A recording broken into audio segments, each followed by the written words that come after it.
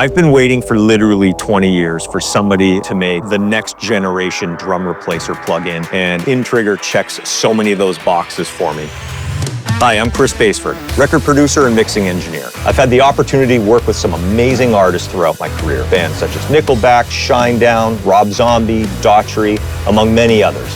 And one of the common threads throughout my entire career has been the use of drum samples to get a really big, exciting drum sound. The problem with drum samples historically and how we implement them into our setup has been how we actually trigger the drum samples.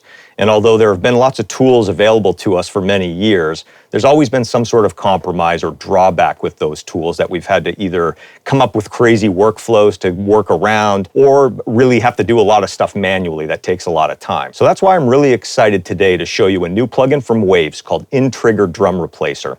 And it solves a lot of these problems and gives us the tool set to really alleviate a lot of those hoops that we've had to jump through in the past. So I've got a track here from the band Matricide. It's called Walk Into the Flames, and it's a really great representation of a session that I would use drum sample replacement on. We've got all the close mics on the drum kit, and they sound really good, but we just want to go after that next level of excitement and impact that drum samples will get you. I'm going to play a little bit of the track here so you can hear what we're working on.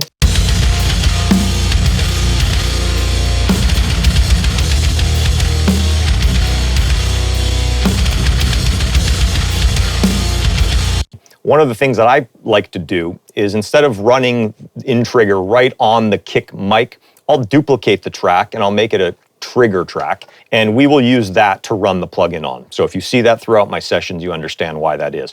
And it's basically giving me the opportunity to mix in triggers as opposed to completely replacing. But if you need to completely replace, you can do that too. Let's open up InTrigger and show you a little bit about how this works. One of the things that separates InTrigger from a lot of the programs that we've used in the past for drum replacement is the ability to really, with the click of one button, to detect all the kicks and snares or toms or whatever you're trying to replace very quickly and easily, setting the threshold, identifying the sound source that you're actually detecting, and making it so much quicker than we've had options for in the past. So let's just do that process really quickly here. We're going to play the kick and learn what sound and the threshold it should be set at.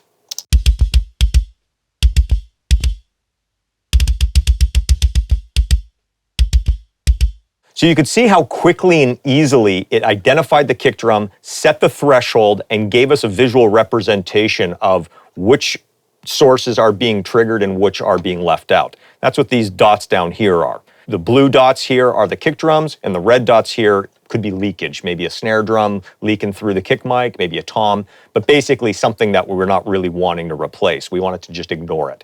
And this slider down here gives us an option of how much do we want it to really follow those suggestions. You can play around with this a little bit to fine-tune the detector.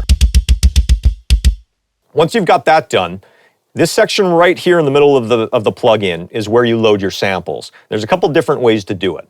There's kind of the tried and true way of just hitting this and using the finder to load samples, which is great if you know exactly what you want. But the better way to do it, in my opinion, is to use this little magnifying glass here. And this opens Cosmos.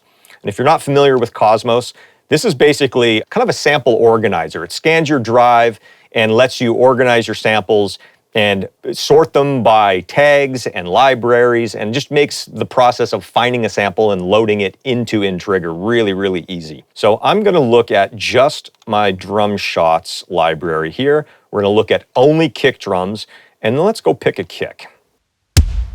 That one sounds good.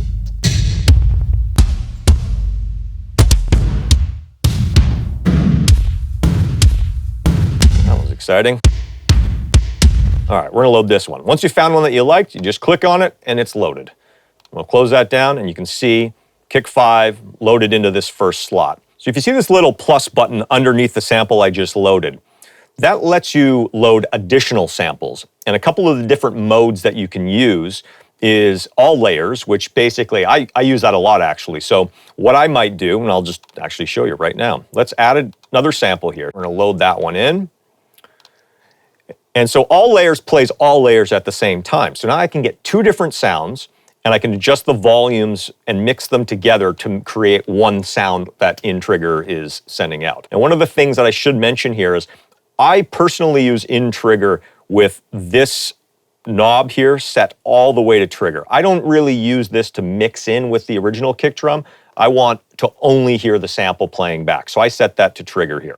So a lot of the time what I'll do is I'll actually load up 8 of my favorite kick drums in one instance of InTrigger. I'll have the all layers mode on, and I'll use the mute button over here to turn these on and off and figure out the blend of kick drums that I'm going after for that particular mix. So another option, instead of having all the samples play back at the same time, is sequence. And what sequence does, if you've got 1, 2, 3, 4 samples that are all the same sounds but separate hits, it will play through them and cycle through them the way like round robin would on something else. One of the other modes is random, and it's kind of like sequence, but instead of cycling through them, it just randomizes them, which can give it a little bit even more lifelike results. And lastly, velocity. And what that allows you to do is to map out up to 8 different layers of samples that are played back based off of how hard the source track is hitting. So I'm going to go back to all layers here because I'm going to be using this mainly today with one-shots. So let's go back to our kick drum here, and I'm going to play you what I have so far. So we've got one kick here with a lot of attack.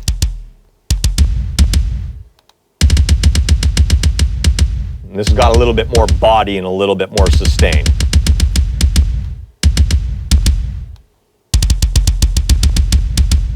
And then we're going to go to this function here called Humanize.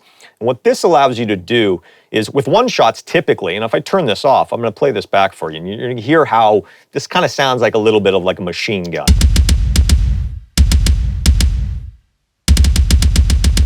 Very stiff, just playing that one sample back. And it sounds good, and for some types of music, that's kind of the sound.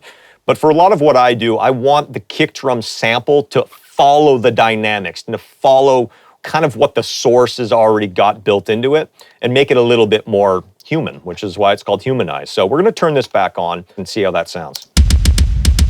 So let's take this all the way down. Very drum machine-esque, just straight across the board.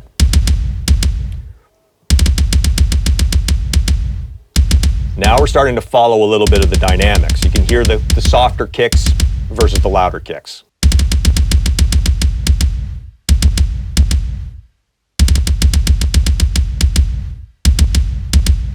And when you crank it all the way, you can hear some of those kicks aren't as bright. Some of them have a lot of attack, some of them don't. The same way that the drummer played it, which is really cool. So we're going to back off this a little bit, and let's start mixing this in with our track here.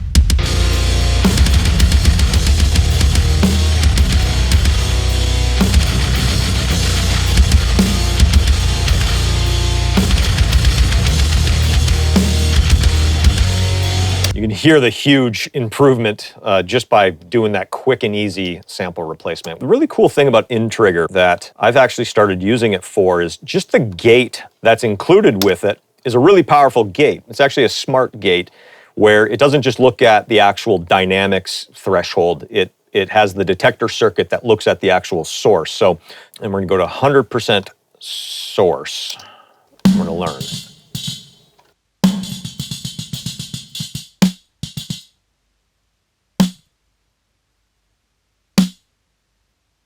As simple as that, it's identified all that leakage and gotten rid of it. Let's jump down to my trigger track. We're going to go to a section here that has a little tom leakage, so that way we can make sure that doesn't get included. So we're going to go to Learn.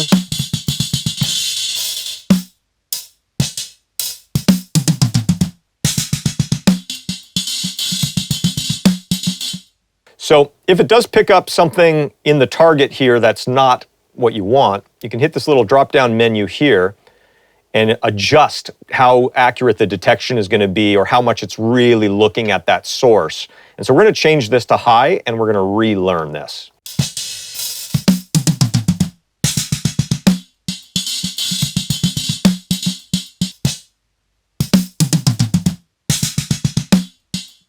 So now it's only looking at the snare. It's just being very, very specific about what sound it's looking at for the detector. Okay, now that we've got that detected, let's go and pick a sample. Again, I'm liking Cosmos for this. Let's go pick a snare. All right, let's pick that one for the body, and then we're gonna add another one. And there we go, 100% trigger. We're gonna open this up so we can go to our mixer window.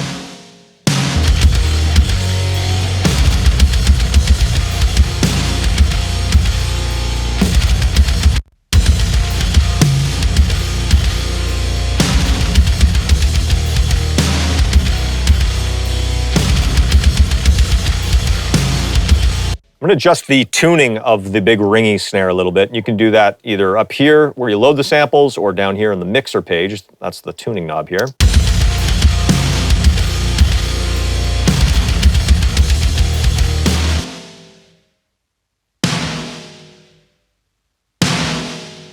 Another really powerful feature is if you've got a snare drum loaded that's got a really wide stereo spread and you don't want that, you can also adjust the width.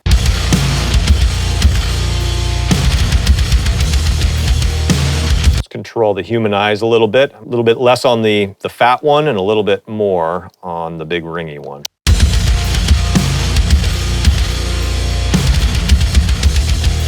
Okay, this is sounding pretty good. So let's do a quick A/B comparison with kind of the drums the way they were and then with the samples on using InTrigger.